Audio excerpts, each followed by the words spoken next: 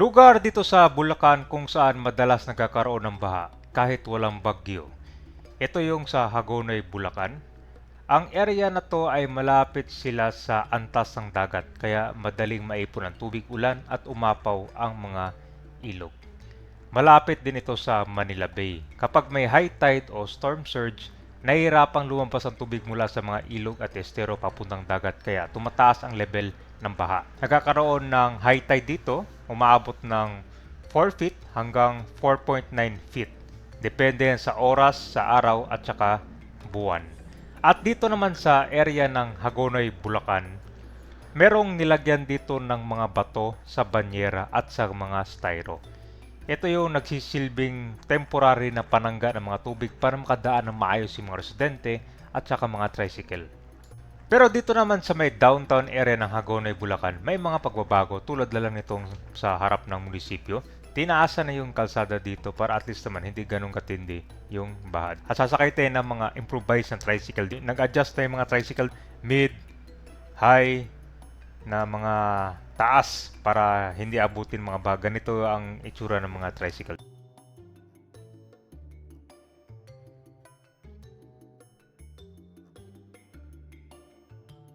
Na tayo sa Barangay Santo Niño, dito sa Hagonoy, Bulacan.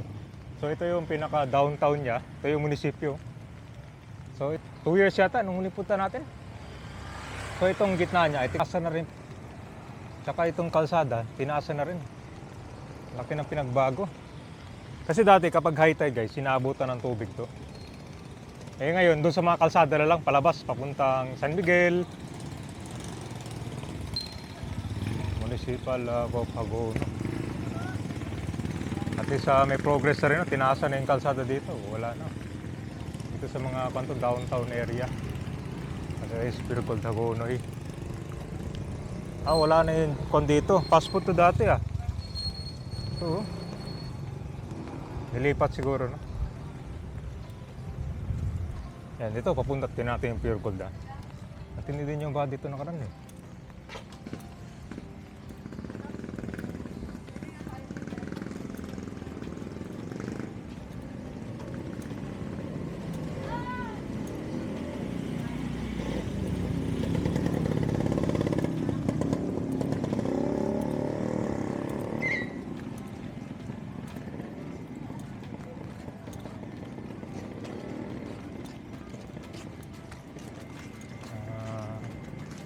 Ito, bagong taas na rin pala. Ayos guys,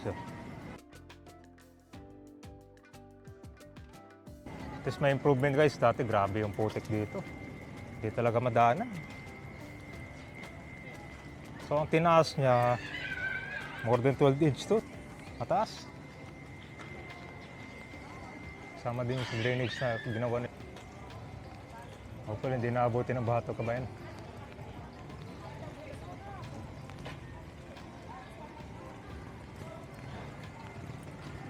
Laki ng tinaas, Yan yung dating kanya.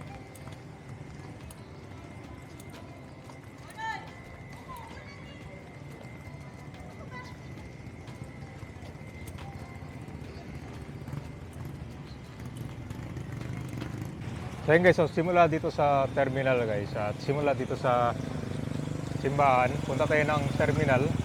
Yan yung mga sakayan dito papuntang, yan yung sakayan dito papuntang San Pascual, San Roque. Yan na yung mga lugar papunta na doon malapit sa Manila Bay, kaya medyo mataas yung level ng tubig. Tsaka yung mga tricycle dito kabay, makikita mo sobrang taas na. Pero ito ganyan yung kailang tricycle guys para pagpupunta ka ng doon sa area ng mga San Pascual. Hindi na kasi abutin ng dito yung mga malilit.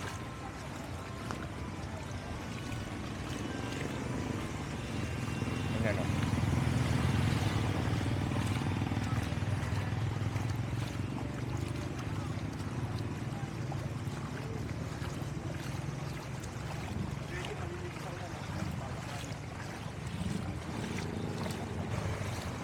Wala na rin.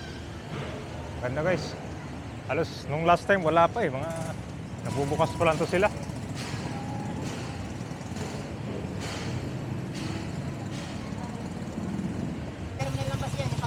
Saan dito? Ito?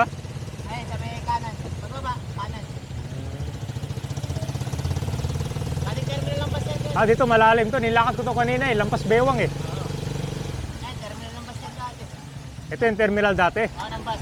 Baliwag transit. Dapat pala may tao para makikita yung Hindi kaya lakarin to eh. Ah, wala na yung baliwag dito. Ano na po sa halak? May putol na tulay. Yung ginagawa kang tulay. Tula-tulay na.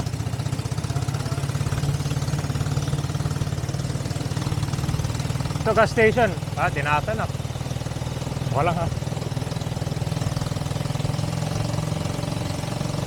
Kano kalalim to dito?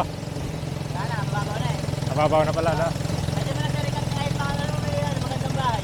Saan ito? Ano to? Yan po yung lumang bayan. May nakatira pa dyan? Caretaker. Kahit babantay lang ang bahay. Ah, caretaker na lang. Kailan yung planong tataasin yung kalsada dito? Wala pa. Bata. Kasi nagdala natin, tinataas yung kalsada. Kung gusto mo, pupunta ka po ba sa Passport? Oh, doon nga po. Malalim po doon. Lalim, yun nga, pupunta namin. Meron na pang bangka doon? Wala pa. May bangka na doon? Wala po. Hindi na po nagbabangka doon. Hindi na kailangan? Nagbabangka lang po tao. Sa merkado po yun dati. Binabangka. Saka po sa Merida Queen. Ah, Ano, sa Merida Queen ba yun? Yung malalim na malalim. Tapos press ka naman. yung pinagtataka ko dito, bakit putol-putol to? Yung ibang parte may baha, dito wala. Bakit ganun? Kasi po, ang kalsada hindi pantay-pantay. Noon po hindi Pag-iwanan. pantay-pantay na pag-iwanan. Hmm, Pag tinaas po, naiwan yung isa. hindi siya, opo, mataas, hindi na nagagawa yung iba. Ah, ito, bagong taas na itong kalsada dito. Opo, Kailan po tinasan to? Lubog niya kanina. buwan na po. Buwan na? Buwan yan. Kung gusto mo, Kabilla Clara. Sabi ko Ha? nga niya pumunta, 5 to. Sa 16 po, bumalik ang 5 to. Ah. Ang tubig sa Villa Clara, umaabot ng hanggang tao. Villa Clara. Hanggang doon sa unang kanto, 5 to. Ang laki na po ng tubig hanggang ganun na. Hindi, ilang beses ang tinasan itong kalsada? Inaasan, Ay siya, ginagawa kalsada rin. 3 beses na yata iyan. Ay, tinataas ko yung kalsada niya. Itong sa gilid na ito yung inuuna, drainage ba to o bangketa? Opo. Ganyan yung magiging Green, ano po yan, yung sa daanan ng mga tubig. Yung napapansin ko dito, inuuna yung drainage muna, di ba? Opo. Bago yung gitna niya. Oo, kasi yan, daanan po ng tubig kung sa bahay. Anong Yan konto? po yung pinakakanal. lugar sa Sebastian. Ito na yung San Sebastian. Kung gusto mo naman, umabot ka ng San Pascual, ano, abot na siya San Pascual. Tapos eh, San Pascual kami na eh. Ah, Doon ang pinakamalalim na ngayon, pupunta namin yung pinaka-trending. San Pascual. Oo. Gusto mo naman i-trending mo yung ano, subdivision na rin, matagal nang hindi tinataasan. Bakit? Hindi nga sa ano. Bakit hindi tinatasan yung Kasi ano nung may-ari. private yun? Oo. Wala magawa pag private. Oo. Gusto hanggang tao. Magpunta dito kasi bari ng may Pero para namakit ng bundok na eh, pinakagayan saan. Ang maganda nito, at least matadaanan ng mga sasakyan yung kalsada, no? Problema na lang yung bahay. bahay. Babae pa rin to. Bahay naman mga lino. Mga pinto, marang bintana. May iwan naman yung bahay na. Ay, siya, may bahay na yun. Ayan. Ano ba yung bahay mo? Bahay mo. Ito ba? Ang laki ng tubig ngayon dito eh. Ang binira na ng ginabahan natin naman hanggang kalahati ng bahay. Oo nga. Ay, sir, ganyan kataas yan. Ayan, ganyan kataas yung drainage yan. Ayan. Drainage to, oh. Ah, Kailan nagsimula yung construction dito? Ano? 4 na buwan. 4 na buwan na? 4 na buwan. So, San Sebastian naman, no? Ha? March. March. March. Mag-aapat na buwan na. Sino ang kanya? DPWH pa yan? Sino ang contractor? Eh, hindi ko namin kilala. Mga contractor ngayon dito. Ang nag-ano po niya sa barangay. Libre swimming na rin pala, no? kahit pala summer, binabakay dito. Oo, Maganda pala. diretso na yan. Dahil pala summer, oh. Pero pag summer kasi, Hindi pa pinasa isang pagko, dire-diretso na po. Baha doon hanggang meron. Hanggang timplate ng pipe po. pag pupunta ko, pag binunta ko kasi ito summer, parang walang baha. Pero di pala. Baha. May baha po. May baha sa umaga. Kung gusto mo naman, laging baha. Doon sa Villa Clara. Hindi na kumakapasok. Sa Villa Clara. Unang kanto, Villa Clara. Kahit gano'n nyo lang po doon kami. Lang Lara, oh. Yung dami ng tubig. Ate, panibulas na yan. San Nicolas ito. Panibulas na yan. Ano ba yung YouTube mo? Papalo ko po kayo sa YouTube. Johnny ko na eh. Sige. Yan, Sir, madadaanan natin yung ano. Mababa naman kami. Yung nag-viral na flood control. Yung lilagyan ng bato. Nilagyan ba ito? Dadaanan natin eh. Sige, sige. Yan, mga pakala. Tinan mo yung spelling na eh. Alin po marin eh. So, kung dyan, atras na yan.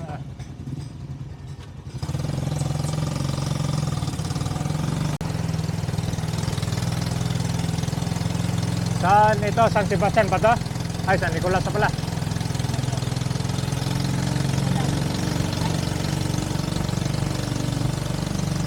Eh, sir. Eh, Saan na? eh. Ay, ito, yan. Ayan.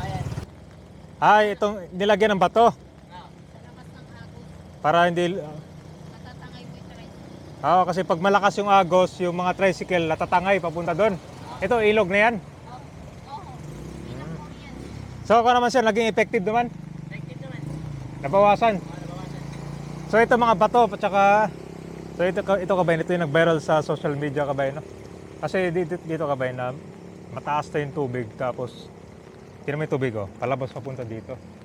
And ngayon, pag dumaan yung tricycle dito, malakas yung alon. Kaya nilagyan nila ng bato muna para hindi lumampas, no? Yung mga dito, mga tricycle.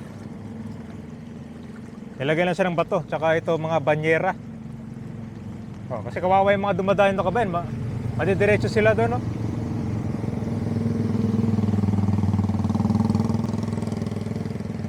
Grabe. Yan. Mga pasok na truck doon. Dapat yung simento niya yun. Bakit wala ng simento doon?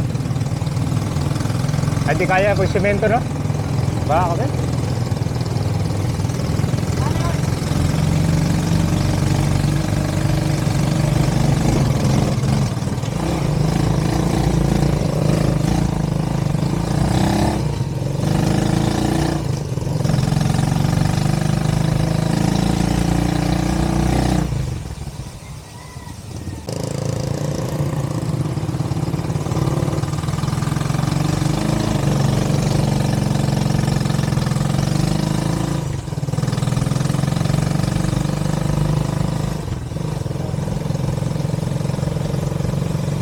So itong area ng Hagonoy, Bulacan, malapit sila sa Manila Bay. So marami mga ilog at estero dito. Ito yung mga dinadaluyan ng mga sanga ng mga ilog mula sa gitnang bahagi ng Bulacan. Kapag malakas ang ulan, sa upstream areas, bumababa ang malaking volume ng tubig. Ito kasing Hagonoy kabayan, nasa low-lying area siya.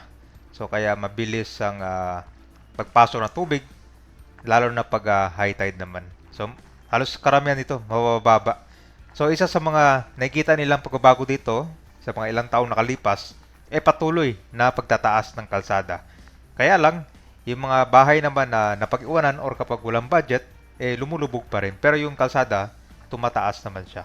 Tapos dito naman sa area ng kalsada na napuntahan din kanina, grabe. Ginawa na nila ng solusyon, lagyan ng banyera para at least hindi malakas yung agos ng tubig galing sa ilog dadaan ng kalsada. Kasi pag malakas, mahirapan dumaan yung mga tricycle, no? Minsan inaabutan ng tubig yung makina nila. So yan yung iniwasan. At hopefully na mataasan pa itong mga kalsada dito.